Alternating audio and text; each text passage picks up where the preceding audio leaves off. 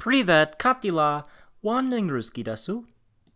So today I wanted to make another wonky video for you guys, this time with a focus on specific policy goals that a nationalistic government should implement that is pro-family, pro-natalism, and pro-marriage. This is going to function sort of like my last video on the environment. Now, I made a video way back, about almost like a year ago, it was called The Importance of Family. And in that video, I went into great detail explaining why protecting the family unit is one of the highest goals of any government. And I also went into the current situation of the family unit in America. But for this specific video, I wanted to just strictly look at the policy platform that a nationalistic government should implement that would protect the family unit and incentivize childbearing. So these list of policies I like to call the Family Bill of Rights, and it addresses three main points, or three main goals, overall goals. One, it aims to incentivize and strengthen the institution of marriage. Two, it aims to incentivize childbearing and increase the overall birth rate. And thirdly, it aims to make sure that the traditional two-parent household can secure the American dream. Now, the last point is a little broad, but the purpose basically of all these policies are, you can get married, have kids, and instead of that holding you back, the government will make it a celebrated, easy and stable affair where families can live on one single income, a family income. And if one person works full time, they could afford with their family to have a home, a car, maybe go on a vacation once a year, and have the resources available to raise their kids in a healthy and productive environment. So what are these policies? Let's get right into it. So the first policy would establish a new federal department called Family and Youth Affairs. Just as, for example, the purpose of the State Department, with all its complexities within it, is to handle foreign affairs, the Department of Family and Youth Affairs, the whole purpose of this new government department is to direct federal and government policy to families and the youth. It would track marriage rates, birth rates, divorce rates, abortion rates, infant mortality, youth incarceration, youth drug and porn use, and would figure out what is causing these stats and how to fix it if they are on the wrong path. We can go into, this whole new department. It's kind of like how Bush created the Department of Homeland Security after we were attacked on 9/11. Well, we have a giant, tragedy going on, as I explained in my Importance of Family video, how the family unit is breaking apart. And knowing this, we need to have a new government department that solely focuses on this. And so now we could go into a vast amount of details about how all the sub-departments and all that, but it would basically function as just as the State Department has maybe diplomats and then, has security, there's a lot of things within the State Department, but overall the whole idea of the Family and Youth Affairs Department is to basically focus on the family unit and the youth. Now, however, I will say all the policies that I'm going to list through this video will be administered through this new department. So having a dedicated federal department instead of having family issues be in various different sub-departments in various different other big giant departments, making them just one task out of a dozen to do, what this would show is that this would ensure that the government sees through it that strong, stable, and healthy families are of top priority for the national government. So, the second policy is, I like to call it the Child Allowance Scheme, and it is the heart and core of the Family Bill of Rights. And it's pretty much exactly how it sounds. The government will give funds to families based on their number of children. So what are the details? Well, first, there's a criteria. You first must be a full-fledged American citizen. Two, you must be married, meaning this is only for married couples. And third, the benefits are terminated for parents who are drug abusers, who abuse their children, commit crimes, and so forth. As mentioned before, the benefits are geared towards incentivizing marriage. Since only married households can get these benefits, this is to stop women from marrying the government and instead marry a husband, which encourages the ideal stable two-parent household. Along with this, it is geared to incentivize having children. Some of the biggest hurdles in having children is a couple thinking it would set back their professional development, or it would cost too much. What this child allowance system would do is give money directly into the hands of families who want to raise children, and if they so choose, to stay at home and take care of the kids without it hurting the prospects of the overall family. So it would start at $500. So how would this like child allowance scheme even work though? Well, it would start at basically it's a $500 a month rate per kid, and would be scaled up towards a maximum of 5 kids, and it would be given until the children turn 18 years old, meaning that a average 2-parent household having 2 kids would get an extra $12,000 a year.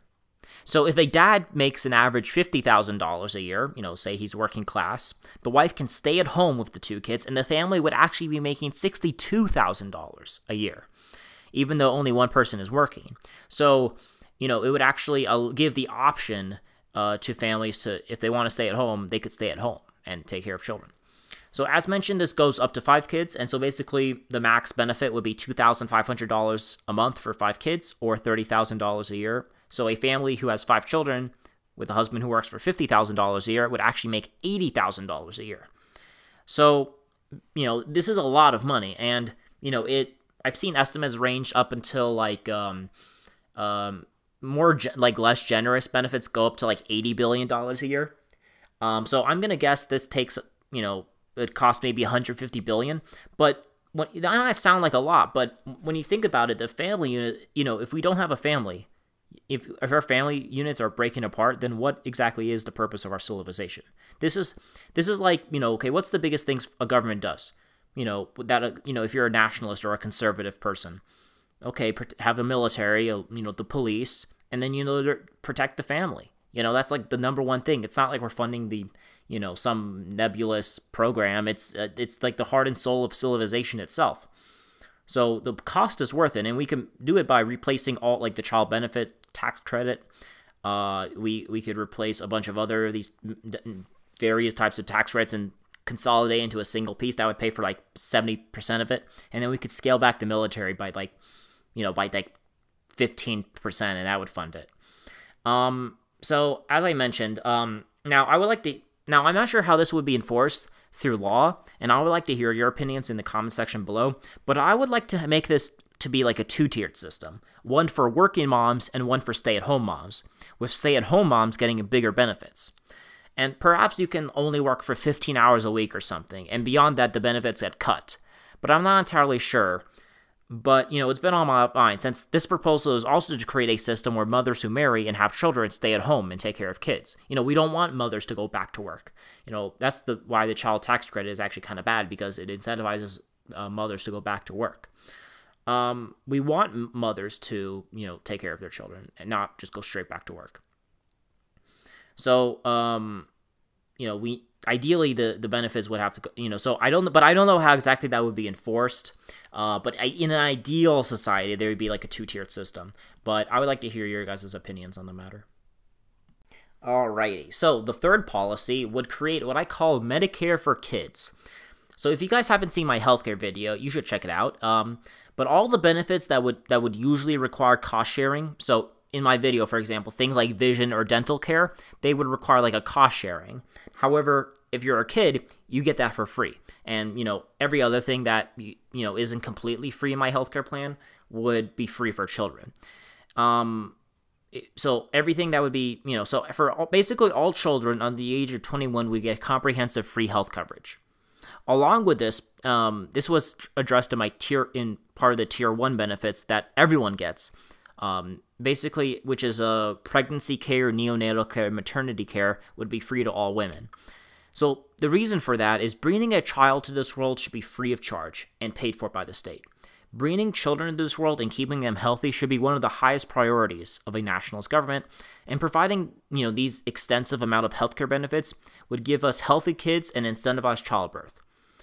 This is just just to me, it's just a moral question. Like, do we want to live in a society that leaves mothers out in the cold and, brings them up in debt for bringing children into this world? Like, how evil are we?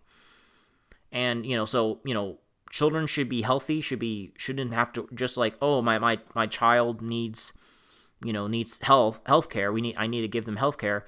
Oh, it looks like I can't bring them to a doctor because, it's going to ruin me financially. The healthcare should not be an obstacle. Along with this, there would be there'll be like a finished model where all newborns will be given a baby box, which will be full of materials to give a family the right amount of equipment to make sure that their baby's first year on this earth is beautiful and secure. And would basically, it would also be like a symbol. It would symbolize the birth of a brand new baby and a brand new American. I think it's cute. I mean, I'm pretty sure the baby box doesn't do anything, doesn't like, maybe it does. There's some studies that say it reduces infant mortality, but in the overall scheme, it's not. But I think it's more of a symbolic gesture that I think not a gesture, but a symbolic policy that would actually, again, make this a celebrated affair. Here's a baby box full of all these materials for your baby. I think the government should have an active role in encouraging, like say, hey, this is a great thing that you brought a child in this world. Here's a baby box. The fourth policy would establish a 6-month paid maternity leave for all mothers and would also establish universal free preschool. Now, what the maternity leave, what does that mean? Well, think of it as like a stepping stone for mothers to go away from the working life and towards taking care of their babies instead of their corporate wage slave jobs. This hooks in quite nicely with the child allowance system, so that when the 6 months is running out, mothers can keep being stay-at-home mothers and get paid generously once the maternity leave runs out. All nations in the world have maternity care, and it is time we do so as well.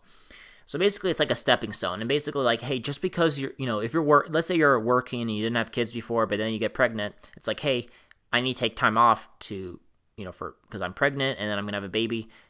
Mothers should take care of their babies, not, oh wait, okay, I had a baby. Ooh, okay, let me go back to my work. It's like, no, the reason why we all work is for our civilization. And what's the purpose of our civilization if we're not having kids? If you're having kids, that is a much more important job than any other job you could ever have.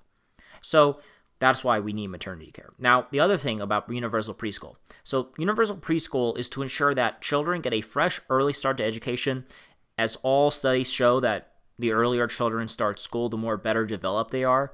They'll be more prepared when they enter regular school. Free preschool through government funding for building more preschools in general, like more preschool buildings, will ensure that this is a reality for all kids.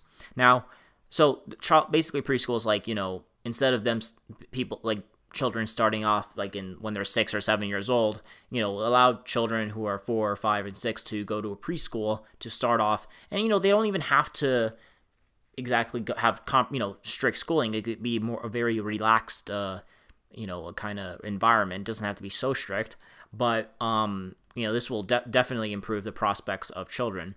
Now this is different from childcare. Childcare is different, as the purpose of the Family Bill of Rights is to ensure that children get to stay with their mothers for the first few years, and not so mothers could just stuff their babies in a childcare facility and go back to work. So childcare is this is something a lot of progressives like, but again, the purpose of the Family Bill of Rights is to ensure mothers stay at home with children, not just stuff their children away in a childcare facility, as I mentioned. So that's why there's no free childcare, but free preschool though. So the fifth policy would would create a brand new federal public holiday, which would be called Family Day, and the purpose of it would celebrate the joys of family and children. Basically, it would function like Labor Day, so Labor Day is a federal holiday where people could take time off work, and everyone through, it's a day that focuses on the worker. And people take a day off and such, and society focuses on the goals and the aspirations and the progress of the worker. Well, Family Day would be like that, but only instead of labor, it would focus on family. So it would be kind of like Labor Day, but except for families. Along with this, the government would actively promote through official and unofficial channels the benefits of marriage and childbirth, and would show the harmful effects of out-of-wedlock births, abortion, single parenthood, etc., etc. It would be undergone in the same way that the government underwent to educating the public about the bad effects of smoking, for example, and hopefully this is a public and private endeavor, as celebrating marriage and the family should become part of the general culture of the United States. That's pushed through by the government, by private companies, by the media, by the education system, in healthcare, and so forth. To symbolize the government setting the standards of functional families, there would be a biannual award ceremony giving out what I call the Eternal Maternal Order Awards, which would be a grand public spectacle broadcast in every TV station and so forth, where the president would award medals and so forth to large, functioning families that are healthy, well-rounded, clean, functioning, involved in their community, and so forth. This would set the bar to all of America on the ideal family unit. And while we don't expect every family to be perfect, it's basically like, hey, look at this, like wow, like there's something to aspire to, something to set an example as. Now, these medals, and this would basically inspire millions of families and, soon-to-be couples. Now, I take inspiration for these things, for these like medals and awards from what they call the mother heroine from the Soviet Union, and stuff like that. So, this is just the government again through official channels promoting marriage and childbirth and such like that. So the sixth policy would provide some more extra benefits for families who have children. So it comes in two tiers. So there's like two extra benefits. So parents who have managed to at least have two children, which basically is replacement level, will have both the mother and the father have their student debts be wiped clean. For those who don't have a college education, they will be exempt from tax payments for 5 years. Along with this, the second benefit is families that manage to have at least 3 children, which is above replacement levels, will be eligible to get a government-backed, low-interest loan to get a home they can call their own. To help make sure families can have a home, and to make sure that there's enough homes for that, the government would undergo a massive public housing construction initiative that would work with cities and states to relax zoning laws and expand the number of homes in the area so that the cost of getting a home would be as low as possible. Having a home with parents of children would provide the perfect setting for childhood and a place they can call their own, where they can grow their wealth and it can be passed down through the generations. So children, families need a home, and to sell, and wiping their debts clean is another way of helping make sure that the government says, hey, good job in making children, here's some extra benefits. And again, this is only for married couples, as usual. The seventh policy is going to focus on education and after-school activities, as that is the biggest thing for a child's life. And once a baby turns into a kid and a teen, it is the biggest thing parents worry about for their children, or at least one of the biggest things. So what a nationalist government should, or a conservative government should go is school choice for all children, so parents can decide what best suits their kids and their needs and their values. Allow them to go to charter schools, religious and faith-based schools, private schools, public schools, magnet schools, homeschooling, and all different manners of types of schooling. This can be done through like a voucher-like system. Along with this, there would be a comprehensive special educational materials that the government, it's like a education box, like kind of like a baby box, but like education education box to parents who want to homeschool their kids. So it's like, hey, here's some, materials, here's how you could, ways you could help if you want to teach your child from the home. This is like an extra benefit. So like if you want to be a stay-at-home mother and you want to teach your children at home, you need to help incentivize children getting married. I'm not incentivized, sorry. Getting incentivized, like if they want to stay at home and teach their children at home, then this is a way the government can incentivize that. And also in terms of public schools, they would allow things like free school meals and free school materials that would be free to all students. And while this is a state and local issue, ideally schools would provide a wide variety of clubs and after-school programs that would help give kids a chance to get more out of school than just a basic education. Things like sports, theater, technology, agriculture, military, ROTC stuff, and the list goes on and on. Along with this, I would establish a national youth organization that would be modeled after the Boy Scouts and would follow the models such as the Young Pioneers in the Soviet Union. This organization would provide activities tailor-made to boys and girls to learn specialized traits and skills, give them, enriching activities, and would serve as a way to help foster social interaction across geographic lines and help foster the youth in a sense of patriotic service and brotherhood with their fellow young American patriots. All those types of things would help in the educational realm. The eighth policy would focus on marriage. Now, firstly, a conservative nationalist government should push for a constitutional amendment to define once and for all what marriage even is. A nationalist conservative government must define marriage as an everlasting monogamous union between a man and a woman. Along with this, we need to restructure divorce law and ban no-fault divorce, and only allow divorce in cases where the spouse is abusive and actions such as like that. if both want a divorce, they need to take a 8th-month reconciliation course that would try to help heal the divides within marriage, and this is only if they don't have kids.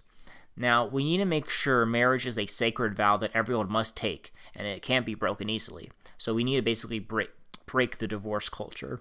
Along with this, the government should set heavy fines and even light jail sentences for people who are caught in the act of adultery or having infidelity. The 9th policy would focus on marriage. Namely, as mentioned before, the government would fund free marriage counseling to all families to help smooth out any problems within a relationship. Now, the government must walk the walk and not just talk the talk. You can say that. Basically, it's like, we could talk a big game about protecting marriage and how important marriage is, but the government says, hey, if you're having trouble in your marriage, here's, divorce is going to be, you can't do divorce so quickly as you used to. So here's some free marriage counseling if you need help. The government, would also provide resources through public and private partnerships to help couples stay married, because that is a top priority. Along with this, throughout our high school classes, in our education system, we must have students take at least 2 half-semester classes which would focus on what I call home economics, aka family life, and taking care of children. So one would focus on home economics, and the second would focus on marriage. And this would be, so basically it's like a year-long, so 2 classes in a 1-year period. This would prepare young people for marriage and family life. English, math, science, and history are essential, but just as for example, we require students to take a class in finance. We need classes that teach about family and natalism. So the 10th policy is geared towards a bit more broader than the other policies, but they need to be done. We need to restructure our welfare state and our welfare system so that instead of it being an income-based system, we base it on a universal system. As right now, when a woman marries or, and all that, her income gets elevated and then she loses her benefits and she actually gets poorer by getting married or getting a job than she would than if she just stayed on being on benefits. So we need to restructure a welfare system so that mothers don't marry the government, they marry a husband. Now, along with this, we need to have less, and we need also a strict, and this is like a broader goal, but overall, while there is a place for welfare, most people should be able to get help from within their own family unit and from their community, such as from churches and stuff. Along with this, we need less overly burdensome regulations regulating family life and give parents as much freedom in running their affairs as possible. And we need to stop being such a nanny state, basically. So ultimately, all of our society needs to revolve around the family unit as the fundamental unit of our civilization. Every statistic has shown that married families raising children leads to the best outcomes for the children and the parents themselves, and by extension, the society around us. If we truly care for our people, of our heritage, of our way of life, then the best thing we can do, the highest duty we must embark upon, is to make more children and raise them in a decent, moral, and in a productive way. And the state has a role to ensure that the parents have the tools they need to help do that incredibly hard task. So that was my video. I hope you enjoyed. Be sure to like, and comment and subscribe and share this video around. And aim high, wander on, from America, with Russian love.